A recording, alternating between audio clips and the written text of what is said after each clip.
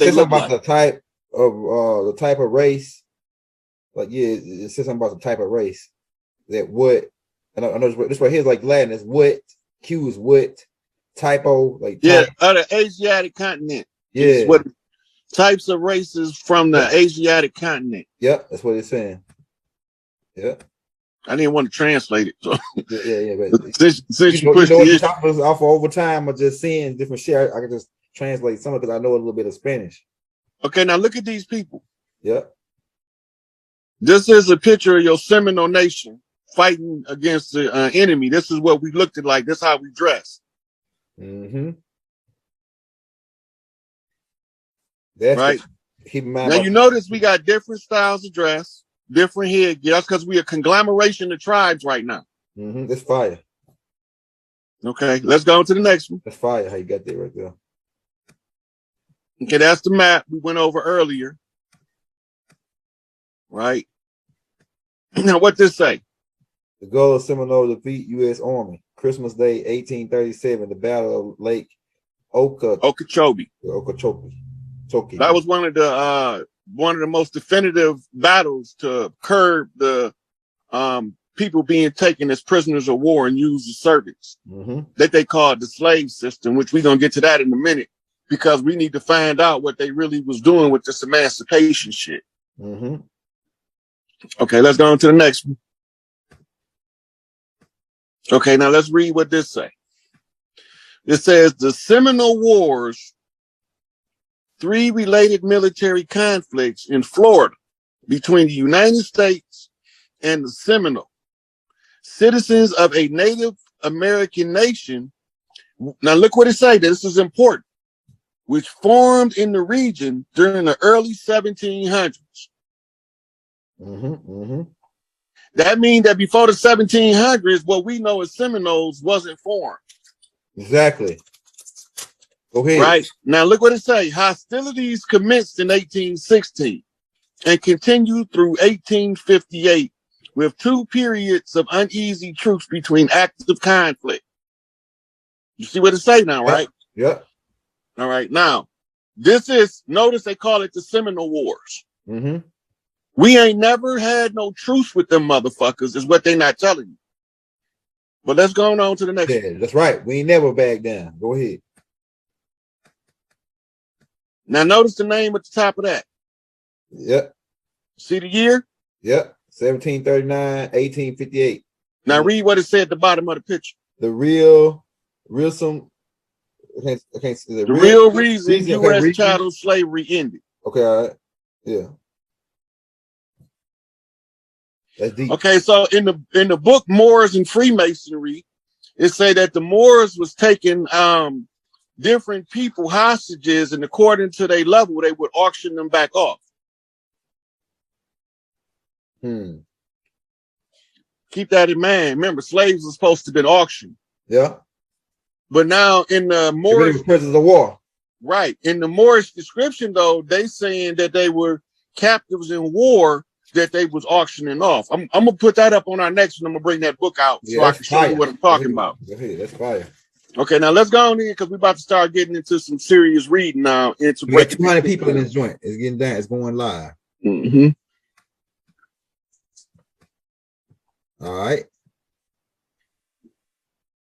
Okay, this is just another showing you the true wars that ended chattel slavery in the U.S. And they saying it was the North versus the South.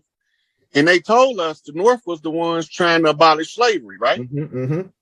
I've been saying the whole time we didn't believe in slavery over here. Right? Yep. So why all of a sudden, if the North is fighting to abolish slavery, why are they hostile to this group of people? Right. It ain't making no sense, is it? Nope. Okay. Let's see what the next picture is. I might have you go to the Google for a minute, but I need to see the next picture first so I know where we at in the spread. That's important.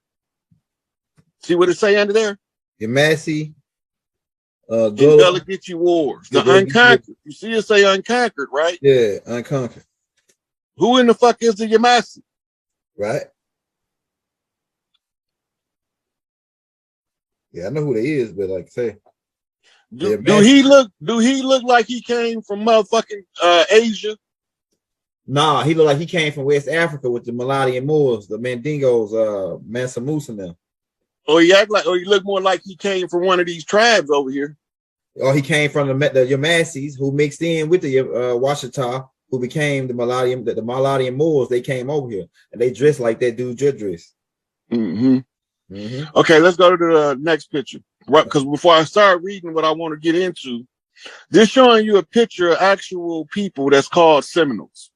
We need to know what the people look like that we talking about while we talking about them, so we can have the right image in our mind while we talk about these people. Yeah, that's right. That's good. All right, so this is what they look like. I might be a couple more before we get to the article, but keep going.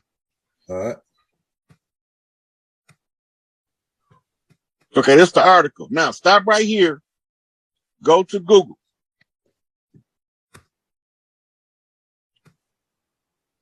Because we need to find out what this emancipation shit is. Look up emancipation etymology.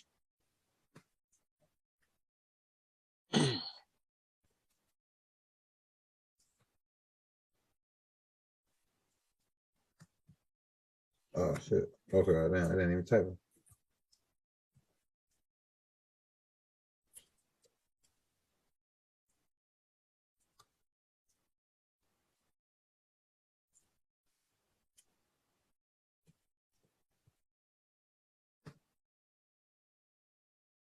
The term emancipation derived from emancipatio, post. Spread that out so you can see the etymology of the word at the bottom of that same post. Okay, let me blow it up. Because you're going to find out that it means to transfer property. Yeah, which term stems. Okay, let me blow it up.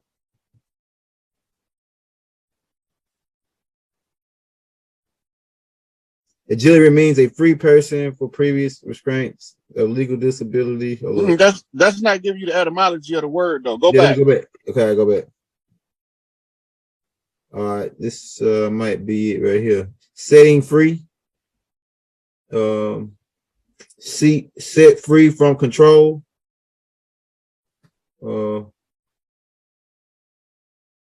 Slavery.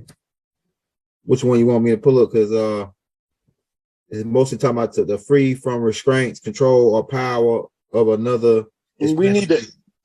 Oh, you spelled it wrong at the top. You spelled emancipation wrong. It's with an E. Yeah, I got it with an E right here. I got it with an E. At the top in the search bar? No, not to my life, not at the search bar, but I got it with no, when you go to the search bar, put it in there right, it's gonna pull up the etymology of the word. Yeah, see, I got it right here. I got the E on there now. It's the same thing.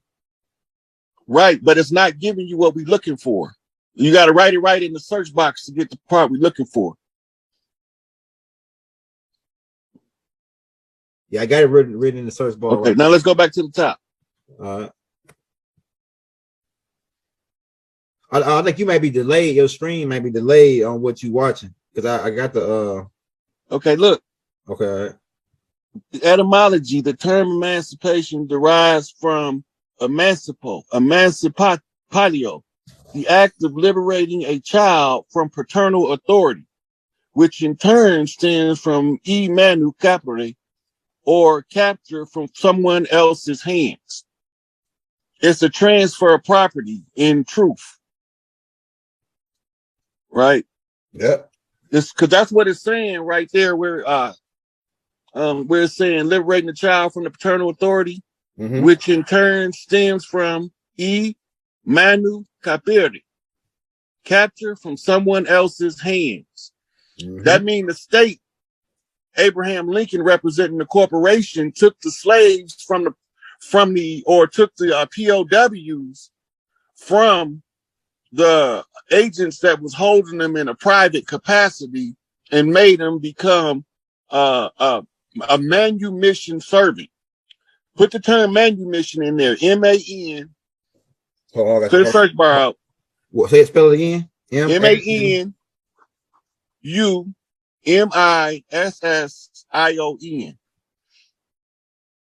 This is a trustee status of a servant.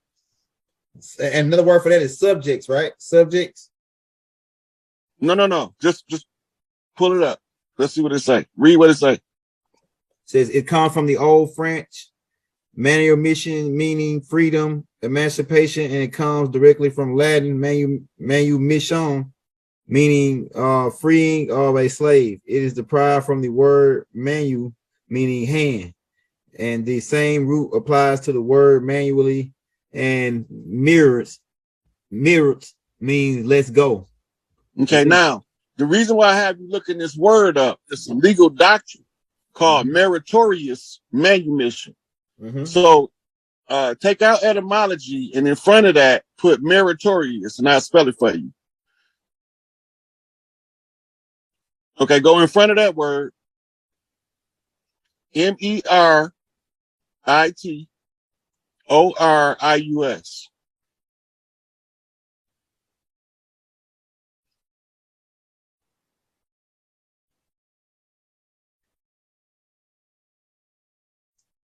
Can you read what it say? I can't see it on the unless I wait for it to come in on the other one.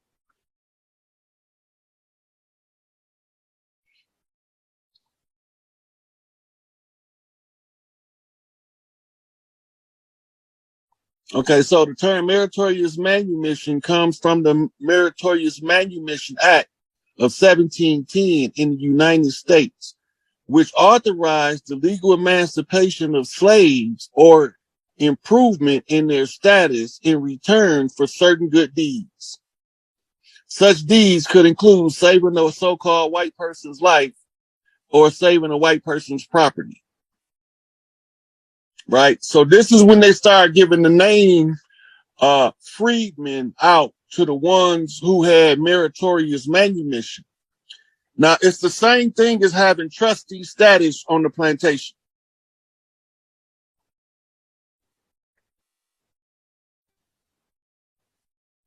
Can you hear me? Oh, I can now. Oh, damn! I was reading it. Then I thought y'all was hearing me. Then you started. You must have been on mute because I just started reading. All right. Okay. All right. My bad.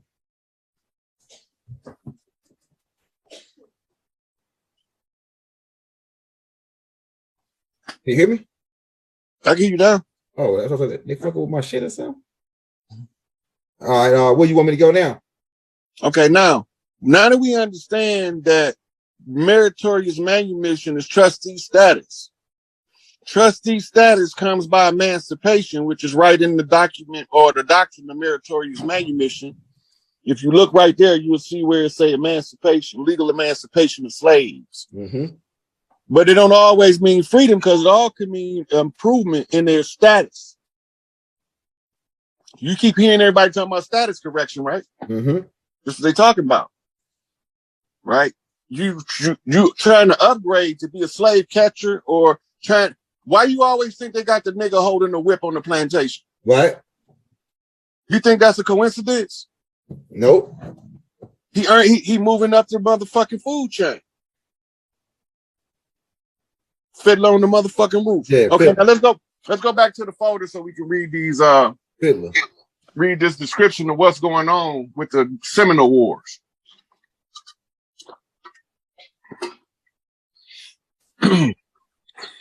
All right. The first thing out the gate, the Seminole people of Florida and Oklahoma. That's two drastically different locations. That's right. Notice what they say next. Did not originate from a single ancestral tribe. Remember I told you we came from every fucking clan to fight. Yep. That's right. It's telling you right here out the gate. The Seminole people of Florida and Oklahoma. You got to let that sink in, the distance between Florida and Oklahoma. Did not originate from a single ancestral tribe. The nations that would merge, you see that word? That means they came together. To become the Seminoles began appearing in Florida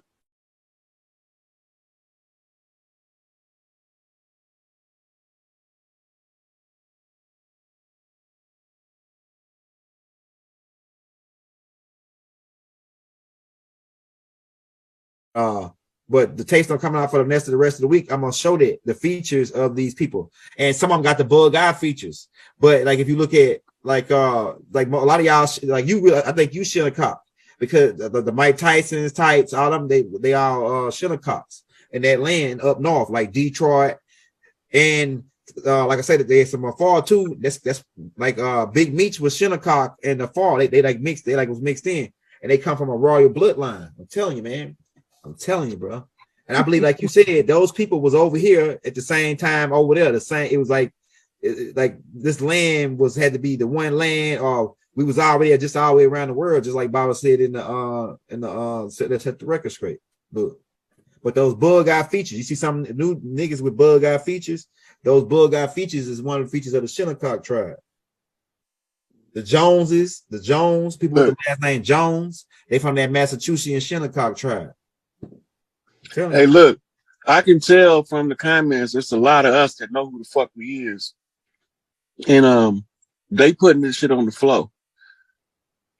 Yeah, they know we. Hey, if they went following the young girl, they got a goddamn bright idea. If they've been listening to the tapes we've been putting out for the last couple months, they got a bright, good idea, a close idea where they can start their research on it. With the connection, with the shout out to brother Dame Calloway, with the connections making, with the connections you making.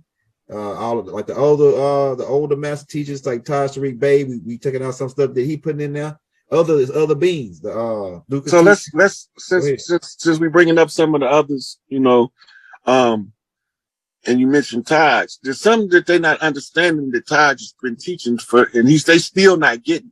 Go ahead. It's the understanding of civics. If you do not understand civics, you will never understand how to apply your God-given inalienable rights to the overthrow of a legal fiction that's stealing your shit.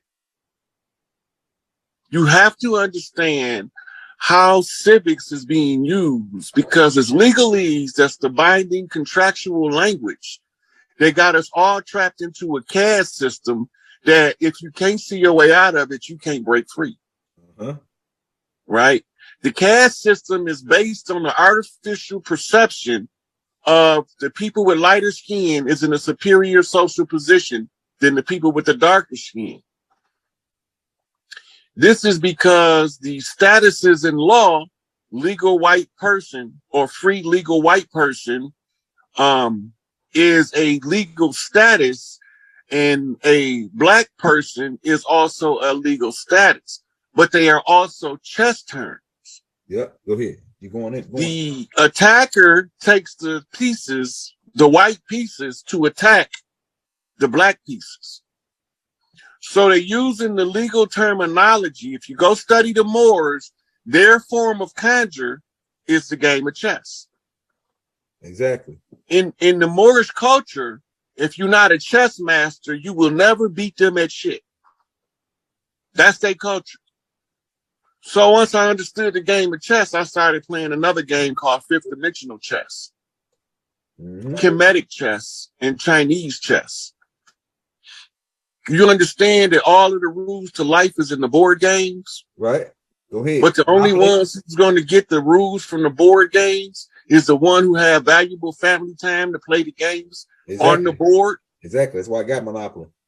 Once you absorb the rules to the board games, later on in life, you will find yourself in a condition to be bored to play the game of life.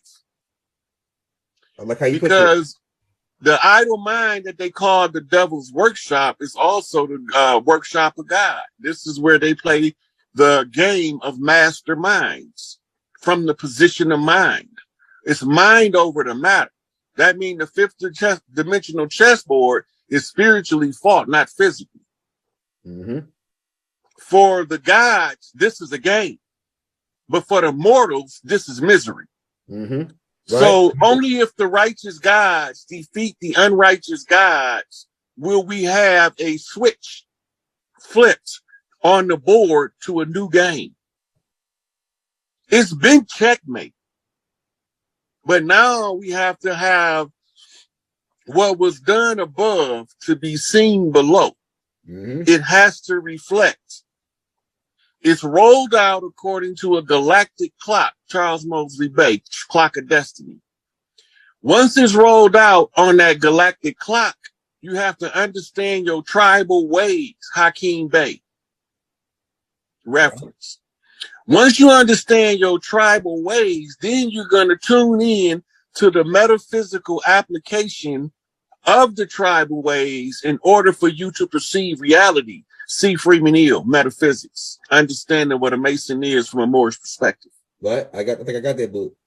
Okay, now, from here, once you get the metaphysics, and you have to now understand how to run a government, you need the civics. Through the civics, you begin to remember something called the ancient code of kings.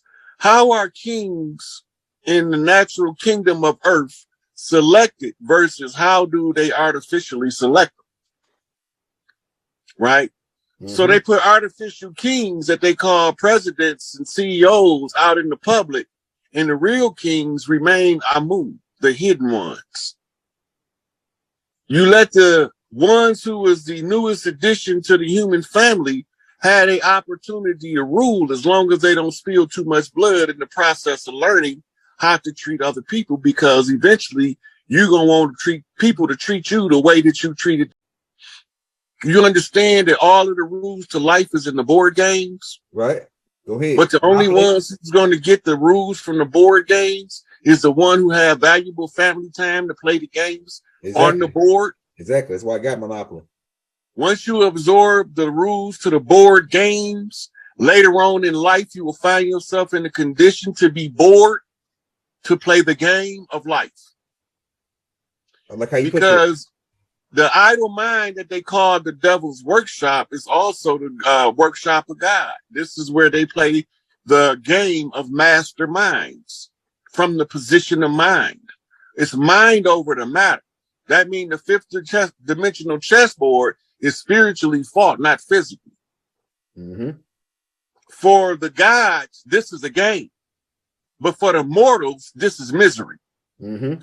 So only if the righteous gods defeat the unrighteous gods will we have a switch flipped on the board to a new game.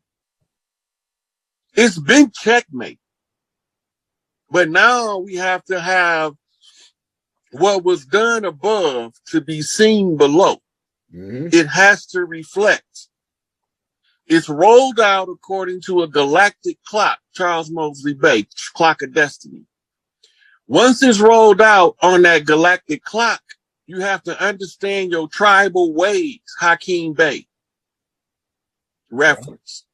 Once you understand your tribal ways, then you're going to tune in to the metaphysical application of the tribal ways in order for you to perceive reality. See Freeman Hill, Metaphysics, understanding what a Mason is from a Moorish perspective. Right. I think I got that book. Okay, now, from here, once you get the metaphysics, and you have to now understand how to run a government, you need the civics. Through the civics, you